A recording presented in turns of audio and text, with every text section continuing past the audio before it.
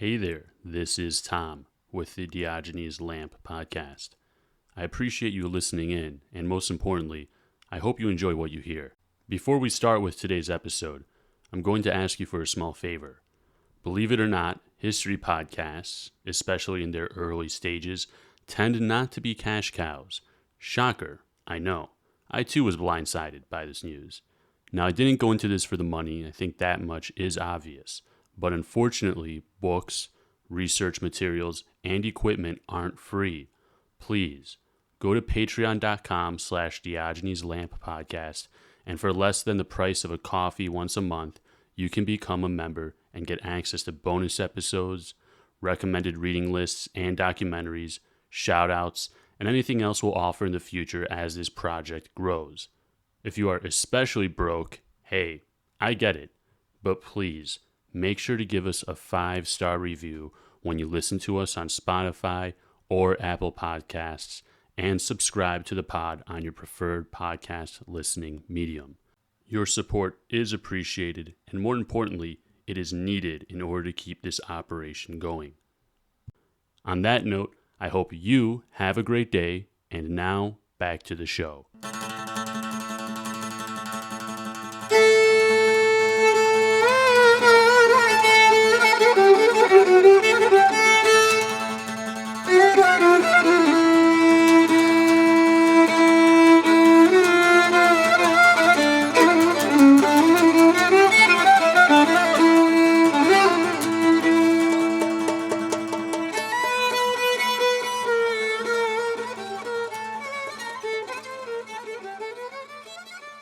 Hey everyone, for today's episode we have on the pod once again Dr. Dale Pappas, who as you know we had on for the NoemvrianA episode.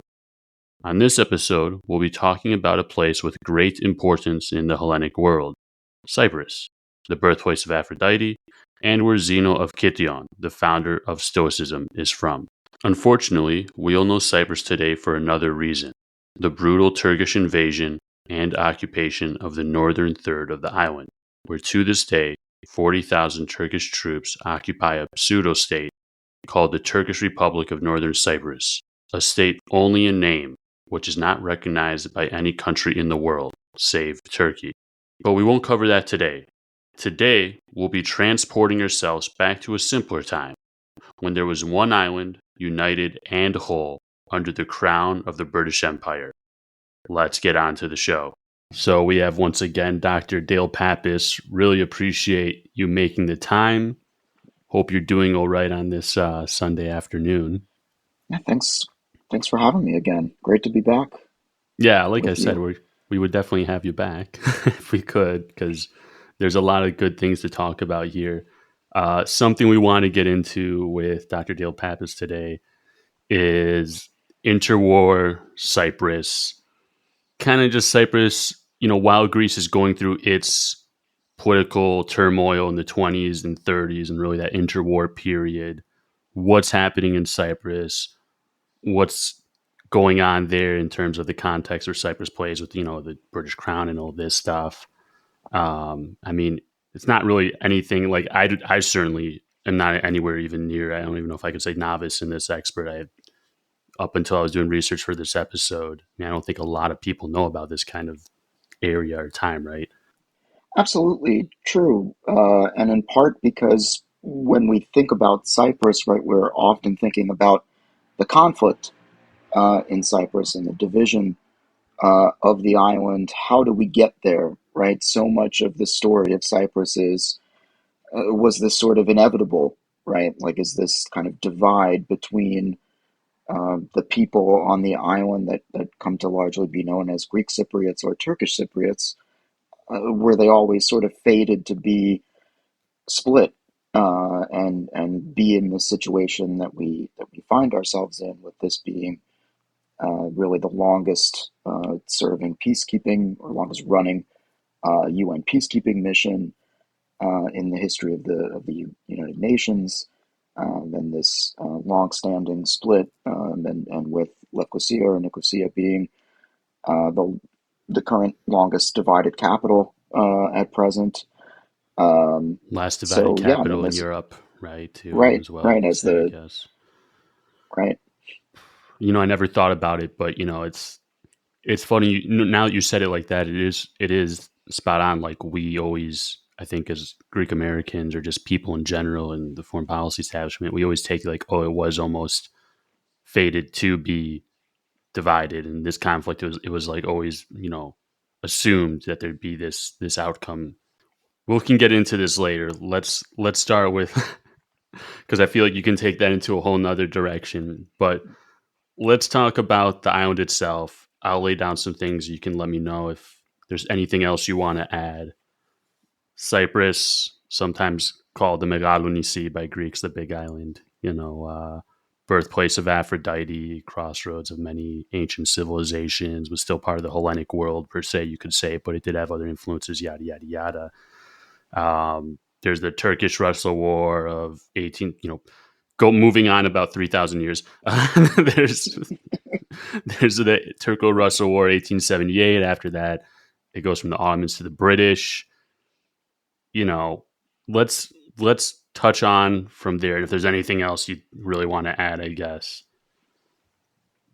Right. I mean, and again, that's a lot of history in a few seconds, Right. but that does kind of sum up. I mean, I think what you're touching on there is sort of a good big picture of Cyprus, right? That what you're suggesting with all of those different groups, I mean, we could mention so many more empires and powerful states in the Mediterranean world over time who took over Cyprus or who tried to conquer Cyprus over the centuries. It suggests, of course, that it is this crossroads of different civilizations, to borrow that loaded term, but also just a strategic place, right? I mean, that also suggests that different states over time, whether we're talking about antiquity or the 19th century, thought that Cyprus was a good asset, was something worth having in an imperial portfolio, as Good it point. were. Good point. And so I think that is a good place for us to start thinking about this because we say that, right? We say now that this has been an island that is seen as strategic, is long fought over, and is part of this imperial calculation that goes all the way up to the British Empire in the 1870s, and their relationship with the Ottoman Empire and their concern about Russian imperial aggression, as you hinted at, and yet Cyprus's story in the 20th century, though we talk about it being so strategic, it's basically the absence of any kind of action to really build up the strategic capability of the island on the part of the British that makes Cyprus such a contested place in the 20th century. It's precisely that kind of turning away from suggesting that the island is important strategically and has to be defended or has to be maintained. That's really the very reason that we are in this moment that we're going to talk about today. Really, where we are, why we are where we are. Meaning, we've got these different groups kind of struggling for influence or control of the island. It's basically because the British are not really investing in the island and capitalizing on that strategic That's what exactly I was capability. about to ask. Is when you said that, did you mean like lack of investment and lack of development on the island itself, and that caused people to get upset? Absolutely, Okay. absolutely. I mean, investment is a huge part of the story, but I think also some of the channel's listeners might be familiar with the nickname for Cyprus, or the popular nickname for the island in this early 20th century period, which is a Cinderella colony, or the Cinderella island, that it was long neglected, and is kind of awaiting its moment where now it would be the kind of star of the show, the belle of the ball of the British Empire that never really materialized. That's And so interesting. yeah, so I think that's kind of a big part of what's framing this story, is this sort of lack of investment and lack of attention. Right. And, I had known about the lack of investment and how Cyprus had kind of fallen to the backwater during the Ottoman Empire, but I wasn't the most aware that also during the British Empire there wasn't just that the met those expectations that people would have expected when you come into a, there is a difference. Let's put it lightly between the Ottoman Empire and the British Empire, right? Especially at that time, the Ottoman Empire was in its dying stages. Cyprus wasn't had a lot of investment. Apparently, what you're saying in sum is there were these expectations. We come under the British crown. There's going to be massive investments in Cyprus. There's going to be massive development, and none of those expectations, or at least those expectations, weren't met up to that level that the islanders were expecting. Let's say, Yeah, I mean, expectations is the operative word there. That's I think a right? great way to look at Cyprus. We have a bunch of different sets of varying expectations that don't really change too much in that story between 1878 and kind of post World War One. There is long this impression from a lot of Greek nationalists on the island who assume that Britain is there with basically the sole end game to cede the island to Greece, to hand over the island to Greece, just like they handed over the Ionian Islands in the 1860s. So there was this sense that not only would they do it, but there was precedent to do it. So this was basically an expectation on the part of many different Greek nationalists, different people within in the community on the island. There was also an expectation from a lot of British observers or British officials. Like we could go as far as saying some members of the British public, journalists, for instance, people who observed situations closely, that the island would be invested in some form, especially the military capability. But I think it's exactly that. I think the kind of running theme here is the sense of kind of missed connections. We would say missed opportunities, missed connections. These different forces kind of not having necessarily too much that are dividing them, but they kind of just pass each other in the night. And often, to use that kind of diplomatic speak, a lot of things end up being OBE with Cyprus, overtaken by events that so much changes in a short amount of time elsewhere that now the story is different in Cyprus than what it could have been. Gets placed on the back burner. You're saying, Right, right. So uh, from the onset, one way that we could look about Cyprus or look at Cyprus in this moment is this kind of overtaken by events theme, beginning all the way back. I mean, we're talking 1878. The British arrive at first as a protectorate on behalf of the Ottoman state, thinking that they could use Cyprus for naval purposes. This could become an important naval station in the Eastern Mediterranean. Only a few years later, the British go into Egypt and make that a protectorate as well. The rest is history from 1882. So Cyprus goes on the back burner, to oh, it borrow got that. placed behind Egypt. I see what you're saying. Oh, interesting. Interesting. What a missed opportunity, I guess you could say, in history for Cyprus, Right, anyways. Right? How things right. may It's have a, been it's a different. right. It could have been. Who knows if that had gone differently? Cyprus could have been a bigger theater of war, the way Egypt was constantly under threat in the African campaign and all that jazz. It's pretty interesting. I didn't think about it that way. What we can do is we can go back, if you'd like, back to like 1915ish. You had mentioned this earlier, but to my understanding, and what we're really going to get into here is NOCs. Let's talk about NOCs. For the listeners who don't know, and just correct me if I'm wrong, your Greek Dr. Paps is a lot better than mine. NOCs, in a nutshell, does it translate literally to union along those lines, or it's roughly? Yeah, yeah. I mean, that's it's even how the word is used, say for the Greek translation of the European Union, Ah, for good point. instance, Evropeiki NOC. as I didn't right, think about that. Good point. Good point. right. Yeah. So, like NOCs in this context, when we're talking about, and I'm sure again the listeners can put two and two together, but we're talking about the linking of Cyprus formally with Greece the same way Crete and the rest of the islands and everywhere else were with, quote unquote, Mother Greece, if you will.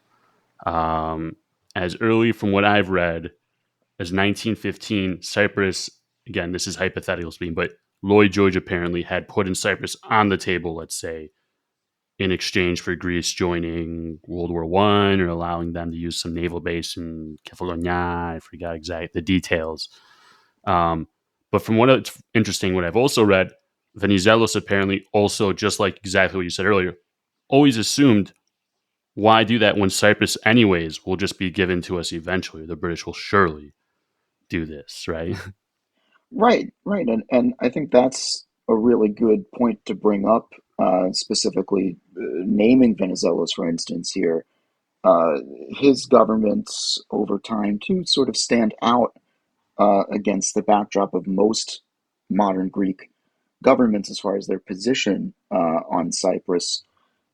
It's exactly that for Venizelos for the most part. It doesn't really think that in the end, the British, if possible, would really stand in the way of ever ceding the island to Greece when the circumstances would be best for the British Empire. And so that position for him largely sets this up in the especially by the 20s, where a lot of Greek nationalists are still clamoring for Cyprus. Why didn't it happen during this First World War era, especially once Greece is on the Entente side? Um, how come this doesn't ever really get serious airing at an international Mhm. conference or have some even sort of bilateral agreement between Greece and Britain at that point?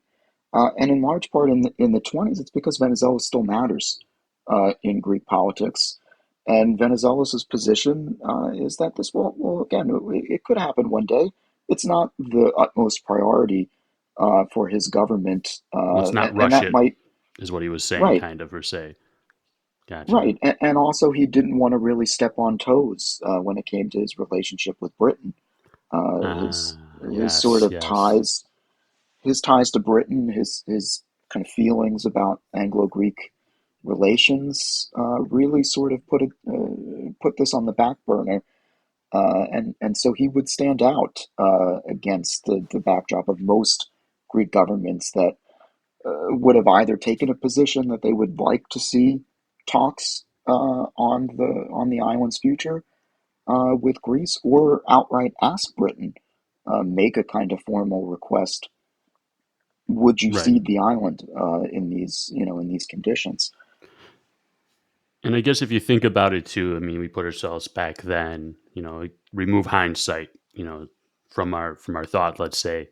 At that time, it's 1915, 1918, all the way to 19, all the way pre 1922, let's say, the Smyrna catastrophe, all that jazz.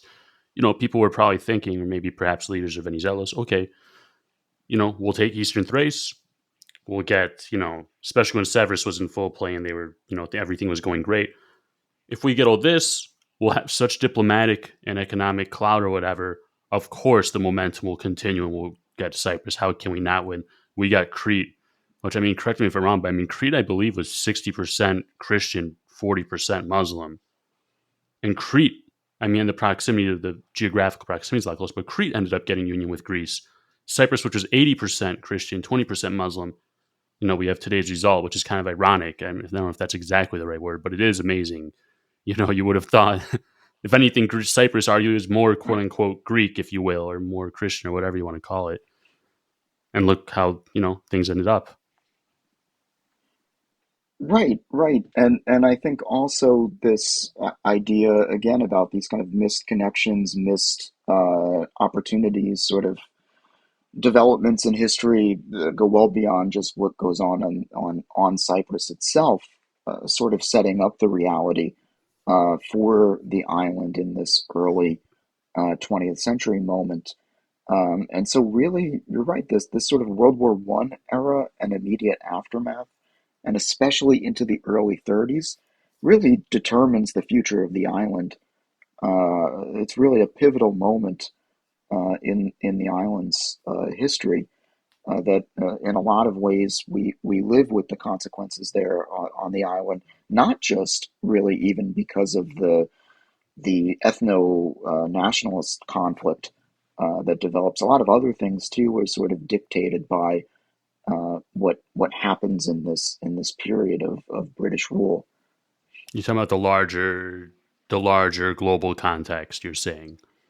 True, well, true, and also specific things to the British realities in those moments, but also situations involving Greece and of course the Turkish Republic that is born in the 20s, Right. as well as those larger conflicts, things like the Great Depression, the World Wars, Cold War, absolutely, are all factoring into to setting up this story of the island. Gotcha. But to I guess to go back just briefly to what we were talking about in this First World War era, I think it's important to also make note here that there are a lot of different possibilities floated around for Cyprus in World War One. For such a neglected space that we're mentioning, there are a lot of things being discussed. There's not just sort of this question about would Cyprus go to Greece? Would it stay in the British fold? Would Britain even consider handing it back to a Turkish state Can you expand in on some that? Like, what form? were some of these? Sorry, I know I cut you off. And you're probably just about to say that now, but I'm just so curious. Like, what were some of these other states or scenarios?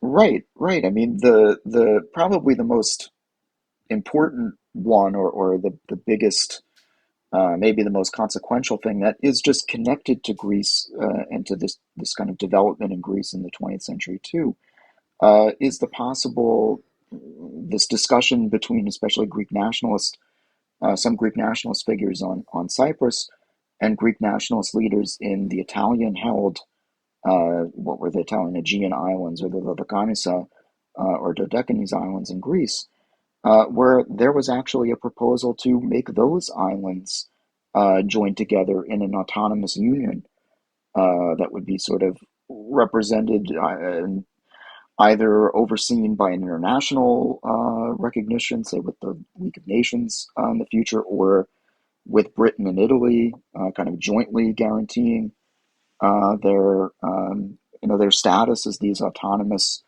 connected islands. Is this similar? Sorry to cut you off.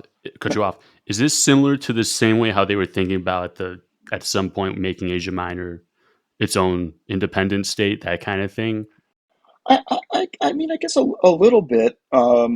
This, in this sense, I think it was not that it was ever really strongly considered by the decision makers in Hmm. this story. Not that necessarily British officials really weighed this option, or that Italian administrators, for instance, thought this could be a viable long term solution to dealing with Greek nationalist Hmm. agitation in their islands as well.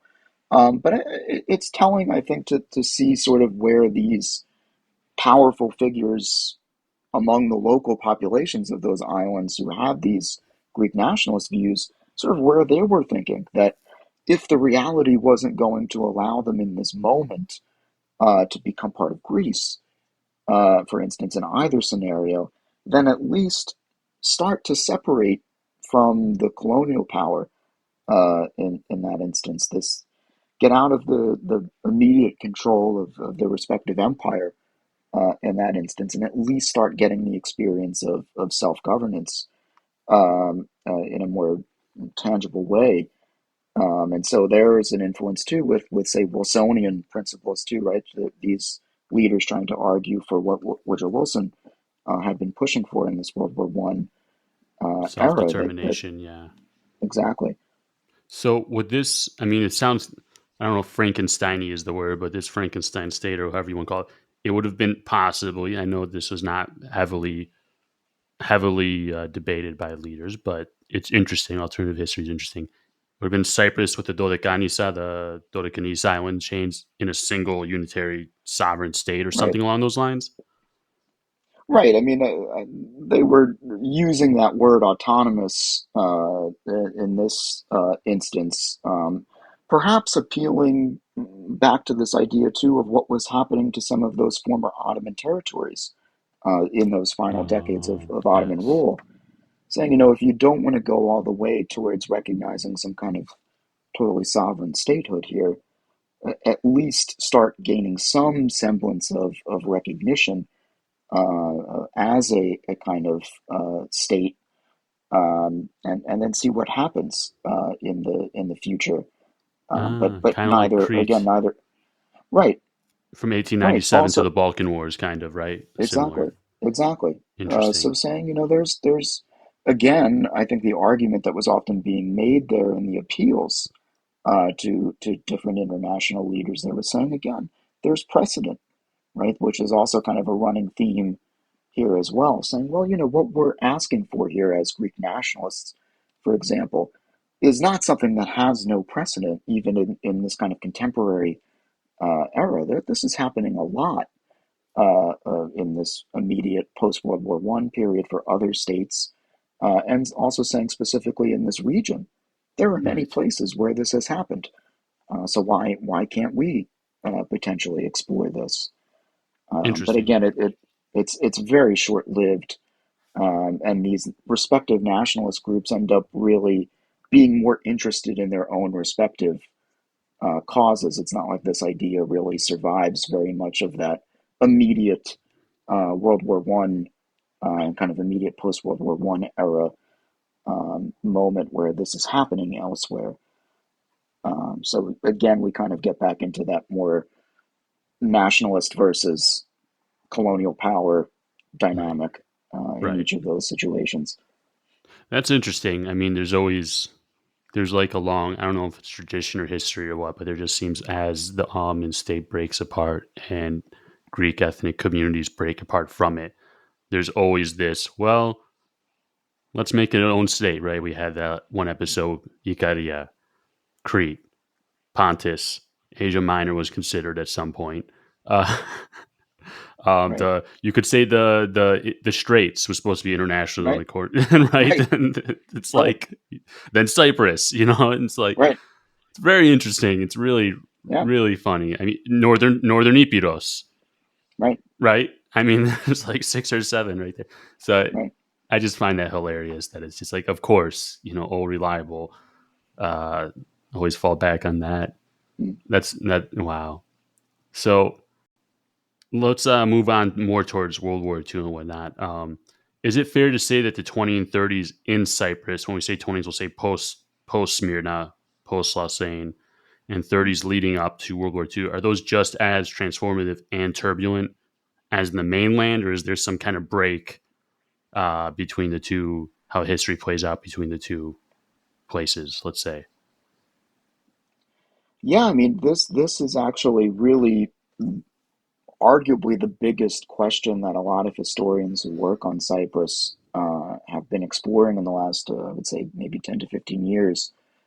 This kind of um, reconsideration of the 20s and 30s, because again, like we were mentioning earlier, history in Cyprus kind of tends to be frozen in time. That we have these couple of benchmarks there that people focus on, and a lot of it is again ramping up to the conflicts, the 50s, 60s, and 70s, really, on the island.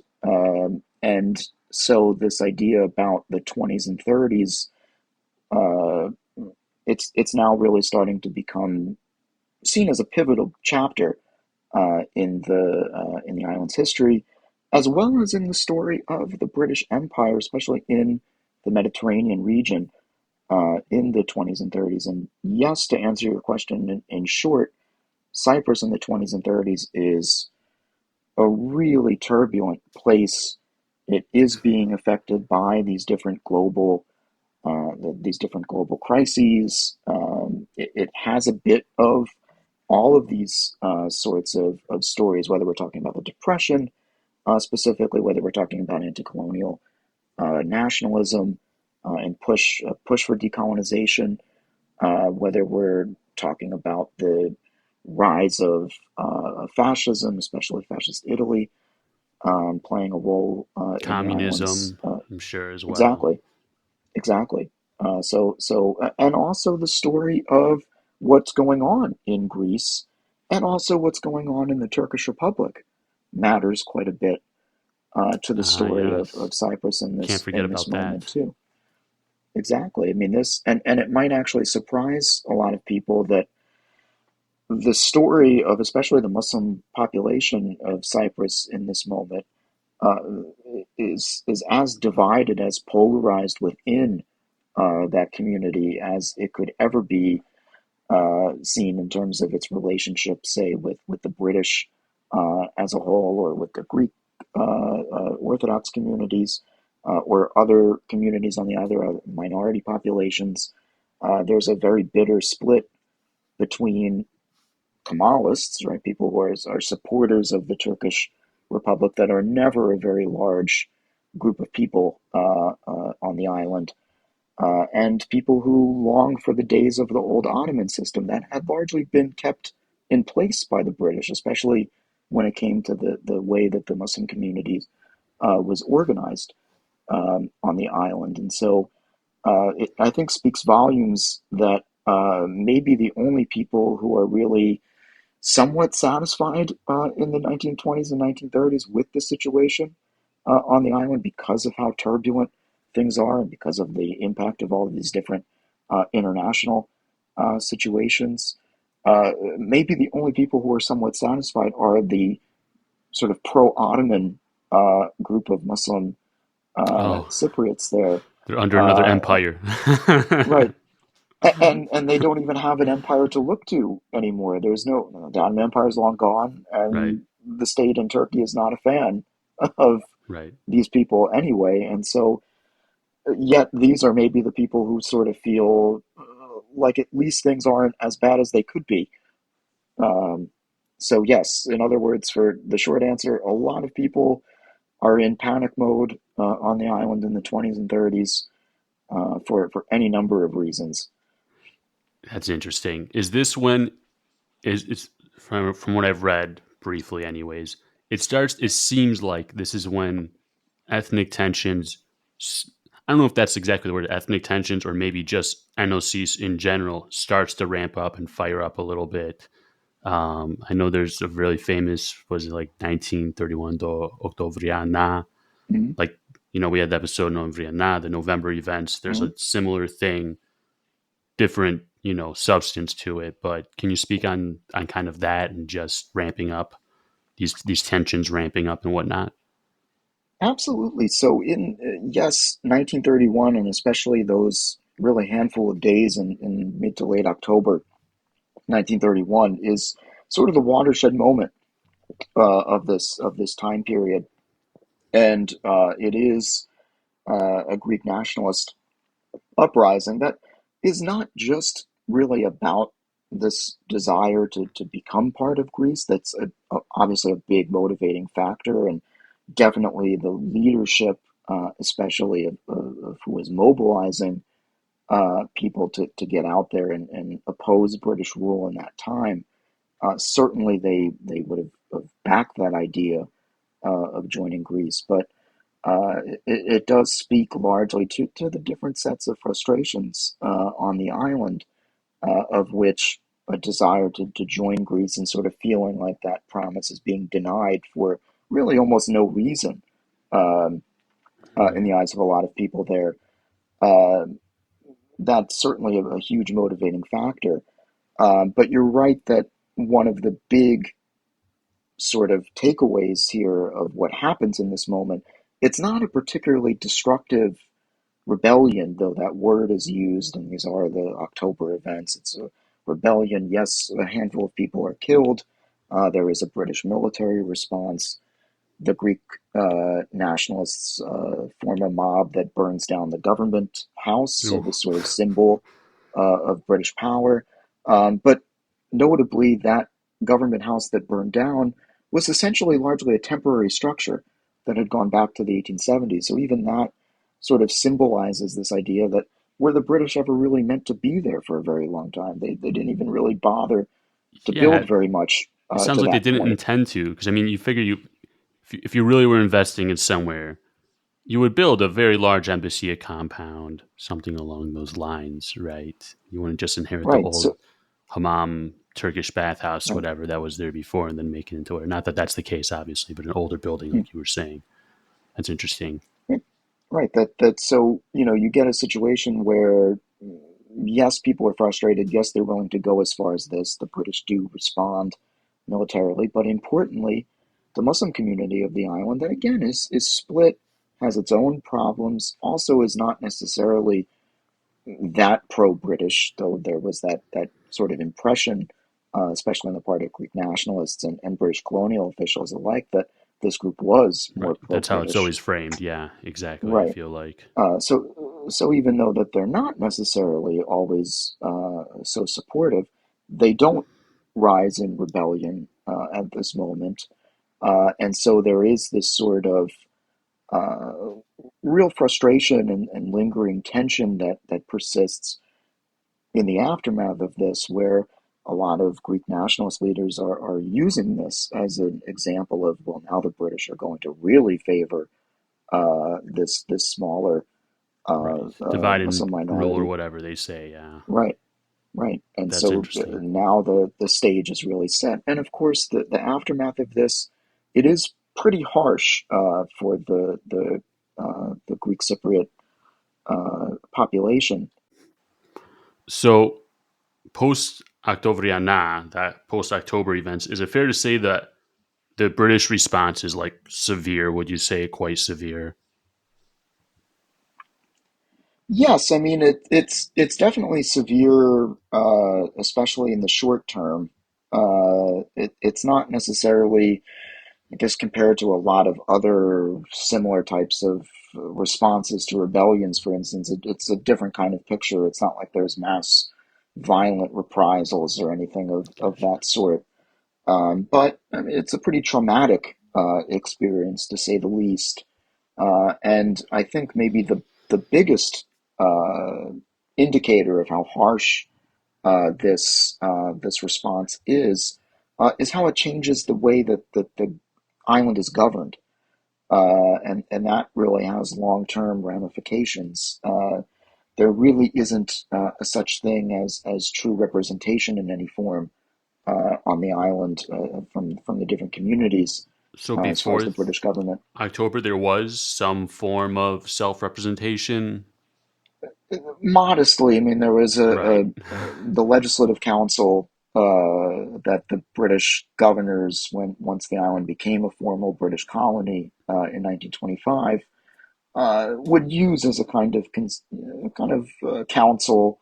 They would try to govern with respect to what the Legislative Council, which was really evenly represented, so as not to really kind of give too much of an indication of which part of the community they would support the British. Right. But after this point, especially as many Greek nationalists would have pointed out, there's really a target on any form of Greek nationalism on the part of British colonial officials on the island that is not necessarily applied equally to any sort of anti-British sentiment on the part of any other community. What do And you by that, mean I'm by not just that? talking. I'm sorry to So cut you off. by that, no, no. I mean by that, I mean it's not just say any kind of say pro-Turkish Republic sentiment that people would want to see the island go to the Turkish Republic or any other group. I mean, especially in this moment in the 20s and 30s, there's also a part of the population, a very small one, but a prominent population on the island is the so-called Latin community of Roman Catholics, largely, who mostly were Italian, and some of the prominent figures of that community held Italian nationality, whether they were born on Cyprus or somewhere else. And some of those figures began to have very strong ties to fascist Italy. That's Um, interesting. and Wow. That's really interesting. I did not know. uh, yeah, so that's the kind of other dynamic that then the British become quite concerned about, is not just the Greek nationalism, but then also this kind of small population that they, in general, had pretty good ties with. British officials generally had pretty warm ties with the Latin community, especially some of these Italian Cypriots who were prominent in the shipping industry or other kinds of commercial activities that worked with British firms. And so they were sort of, on the one hand, uh, basically pretty friendly with these groups at the same time that they were growing increasingly nervous about, would this community be a little too friendly with fascist Italy and maybe try to stir some kind of problem up on the Right. island as well. And keep And in mind, too, the listeners that, the October events were 1931, I think. By 1928-29, Mussolini earlier? I'm so sorry. When did Mussolini, Mussolini been in power since Mussolini's in, 23 or since so? 1922. Yeah, Yeah. So 10 years yeah, now of Mussolini. So, yeah, I mean, mhm, Italian fascism was well solidified and worrying people. I mean, I'm sure right, that's right. So, interesting. yeah. I mean, what we see then after 1931 is the situation where the British do crack down on any form of what they see as Greek nationalist dissent, also trying to discourage any other form of dissent on the island. But interestingly, a lot of that focus, like we were saying, is not necessarily on a kind of pro Turkish or a desire on the part of, say, some of those pro Ottoman leaning Muslim leaders to try to overthrow the British in any way. It's largely based on other communities, especially the smaller Italian or at least Italian-leaning community on the island.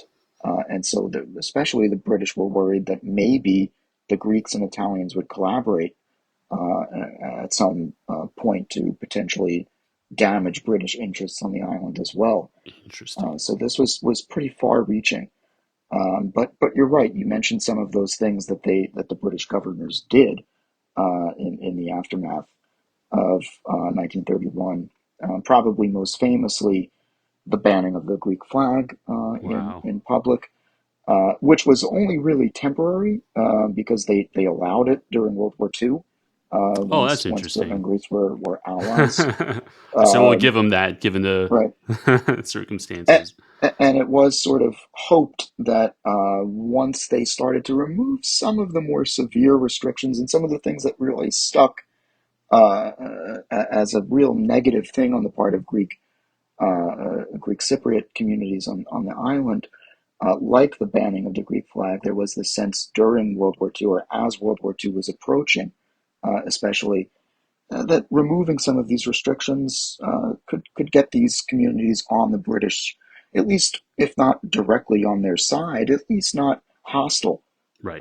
to them at this moment, that they could shore up the defense rather cheaply on Right. the on their part. And keep in mind too, it's like the British were also fighting with Greece against the Italians, and then eventually, giving a pretty, failed, but the British Expeditionary Force sent to Greece, a token force, but still they stood with Greece against Italy and Germany. I figured part of that propaganda value would have helped, their image as rulers in Cyprus. Back to some of the things that were imposed post the October events. Other stuff I had read was like no meetings of people more than five without prior approval. Torture was allowed. Those are the big ones I read. It was almost like a form of martial law. It sounded like, give or take. Yes, I mean there was a noticeable difference. I would say many people, and if you read people's diaries from the time, or if you come across different letters of people who had visited Cyprus, or documents relating, say, to British officials and their families on the island, there is this notable change in the air in Cyprus post 1931. Uh, maybe the most noticeable thing is not just the banning of the Greek flag outside of a Greek consulate that was, of course, allowed to fly their flag, but also now this increasing military presence. Not a lot, because again, the island never really drew very much in the form of any kind of military support from the British, but there was, for the first time in the aftermath of 1931, some British troops actually stationed in the capital, in Nicosia, or Nicosia, that Mhm. were never there People before. tend to notice those types of things. Hmm. Think of all the times you've noticed whenever there's been an increase, even small increased police presence in your Hmm. neighborhood. People always recognize that. Right, That always makes everyone nervous. So yeah, right. that's interesting. Um, And of course, the other big change, just a kind of final point too, is in the British response, it wasn't all this kind of idea of the stick. Basically, we're largely talking about things that were seen as the punishment, and maybe the thing that annoyed people on the island the most was the idea that they had to pay a kind of punishment tax that was used in large part to fund the reconstruction of the government house and some of the other British public buildings that had been damaged oh my in gosh. different riots. That was only applied to Greek, basically through the Church of Cyprus, to the different communities um, of Greek Wow. Orthodox people on the island, rather than any other community having to directly pay for that. Uh, Jeez. Talk about, I'm sure that it made them appear very partial to, Turkish Cypriots and whatnot. I understand where the British are coming from. It was the Greek Cypriots that burned down the right, consulate, mind you. right. But I don't believe that'd be a great way to to preserve your image or as a benevolent or a good, nice ruler per se, if that's the word. Right, and then also the fact that the British became more involved in education on the island. They had Ooh. kind of always had a sort of hands-off approach to education, but they largely blamed the revolt on too much nationalist education that they saw happening in all of the communities. Again, like we mentioned, also basically Italian propaganda becoming more common on the island and maybe reaching different communities. So they saw this not just as a Greek and Turkey problem, but sort of anybody could go in there and push their agenda if they were hostile to Britain on the different communities there. And they felt like there wasn't really enough British presence on the island and enough of a kind of cultural and educational presence on the island. And so there was this sort of movement to make Cyprus seem more, kind of quote unquote British, Oh, since wow. it had been seen as so temporary prior to 1925, or prior to 1923, even I should say, with Lausanne really recognizing Britain's right to be in control of Cyprus. That's really Um, interesting how, education and language policy. My undergrad, I did a report on, what was it, language policy in like Yugoslavia in like the 80s. And there's the famous memorandum, that was like kind of like restructured everything as more Serb oriented. And a lot of people point to that as a point of, kind of like a watershed moment or something where it really is catalyst that kind of lit a lot of things on fire per se. So yeah, it seems the good old, you know, education, language policy type stuff, that's interesting. That's really interesting. But that's why we love history because there are patterns and there are things that tend to happen. And when these things happen, other things tend to happen. you know, right. so as World War II starts up, as you said, the British allow some things like the flying of the Greek flag. Where is Cyprus quite literally and in the global context play in World War II? Is it directly affected the same way? Obviously we know there's not an occupation force in Cyprus, but it's still close to Egypt and it's not too far from Greece. Was it physically affected in any way? Yes.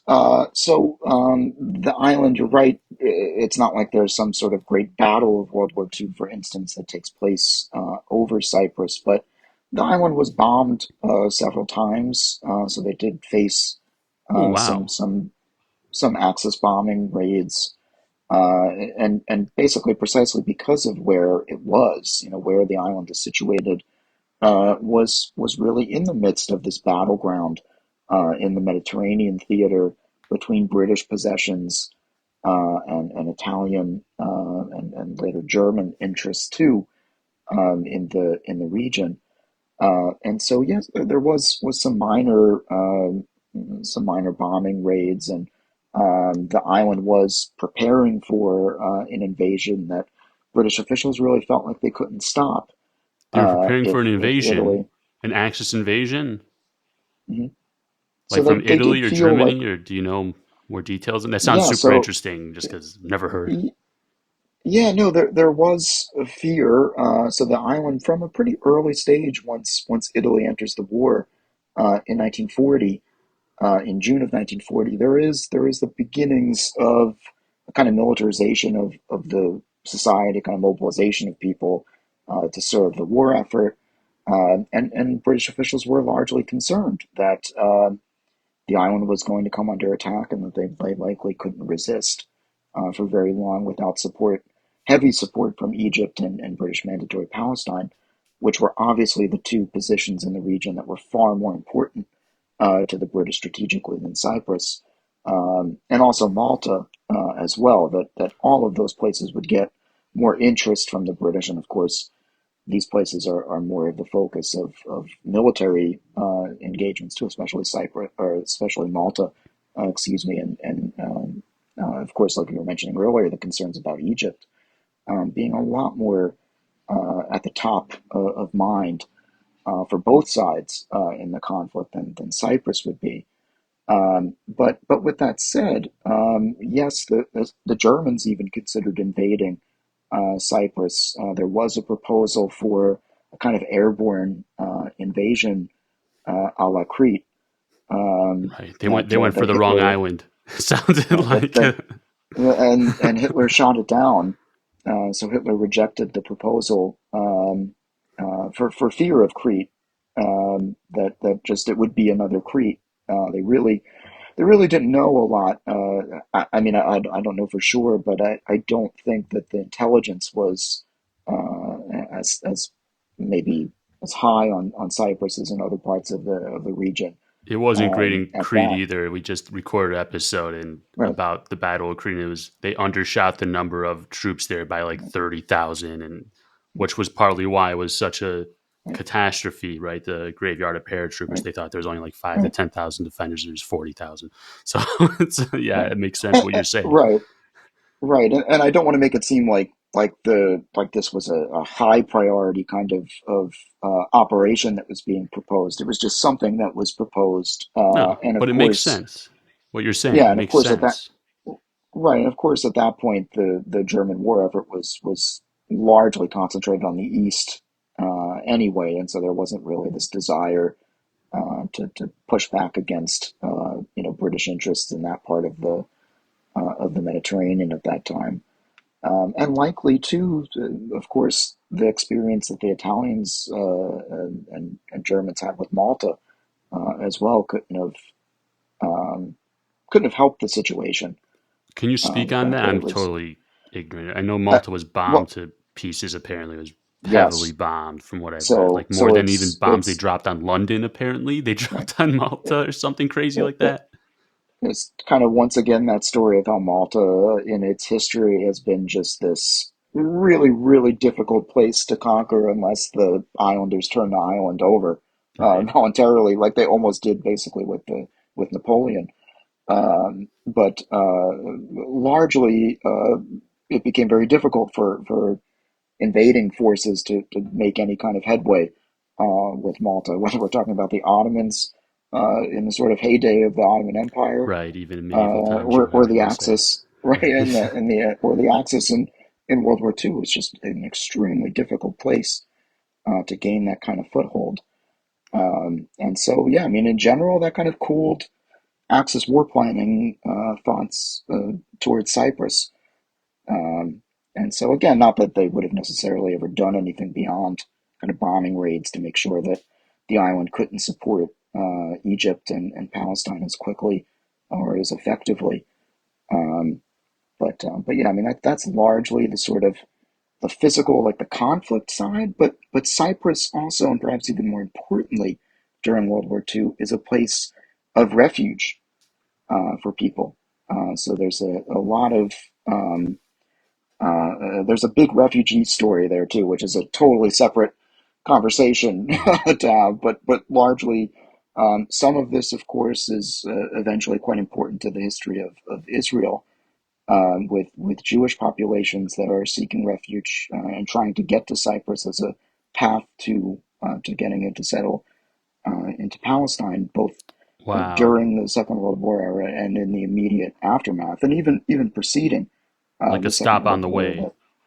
Yes, so Interesting. there were communities, especially in the late 30s, that had even tried to settle with British permission in Cyprus, especially from Eastern Interesting. Europe. Wow. I had heard of the So Maronite yes, community and stuff like that in Cyprus and other different ethnic minorities. mm, There's a lot apparently, but I but, never heard of that.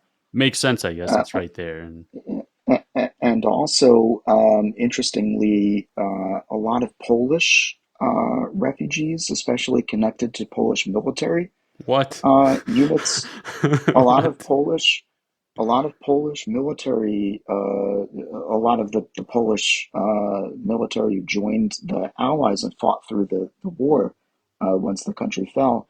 A lot of them had their families evacuated to Cyprus, where they lived in the mountains in the former kind of some of the luxury hotels and other hotels that had been kind of like a popular Wow. summer retreat for the British prior to World War II.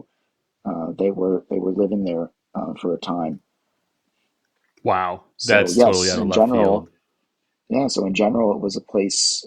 There was this kind of refugee story in the island, and also some degree, not too much, but some degree also of people who were interned as enemy aliens.